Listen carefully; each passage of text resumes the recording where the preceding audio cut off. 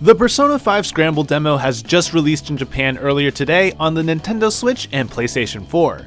As one of the people who was very skeptical about Persona 5 Scramble's new direction into action combat over turn-based, I had to give the demo a try.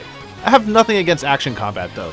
I loved it in all the Falcom games I've played, but the Dynasty Warrior formula where you just mash the attack button at groups of enemies was never appealing to me. That's why I was happy to see a P5S demo available that I could try out to see if it would actually be something that I could enjoy or if it contained the shallow, repetitive gameplay I was expecting.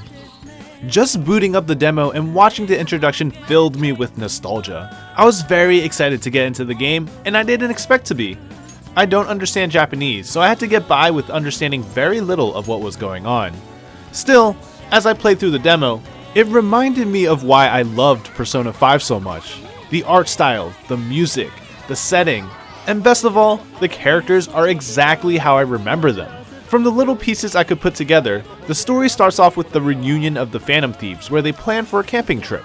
Joker, Ryuji, and Morgana get sucked into the metaverse where a new palace and shadows are present. A mysterious new character is also introduced named Sophia. This is exactly what I wanted from another Persona 5 game. New characters, and more story after the events of Persona 5. Even if combat was going to be repetitive and dull from what I remember of my experiences with Dynasty Warrior games, the story elements and character building will pull me through. Surprisingly though, the combat was actually fun. Even though it used that Dynasty Warrior formula, it has that Persona touch that I love.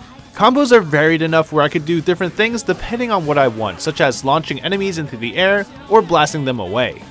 Personas can also be used to take advantage of Shadow's weaknesses, which causes them to get downed, leading to an all-out attack damaging all enemies in a decent-sized area.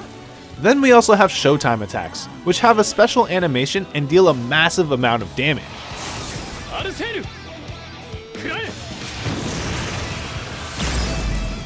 Some assets in the environment can also be used defensively and offensively.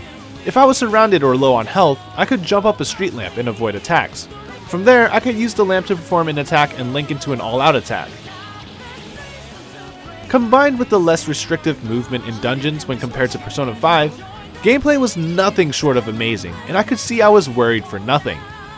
Persona 5 Scramble was a game I was considering skipping out on, but after playing the demo, it jumped up to one of the games I'm very excited for. It only gave me a small taste of what's to come, but I expect more in terms of gameplay and Persona progression systems like fusions and maybe social links.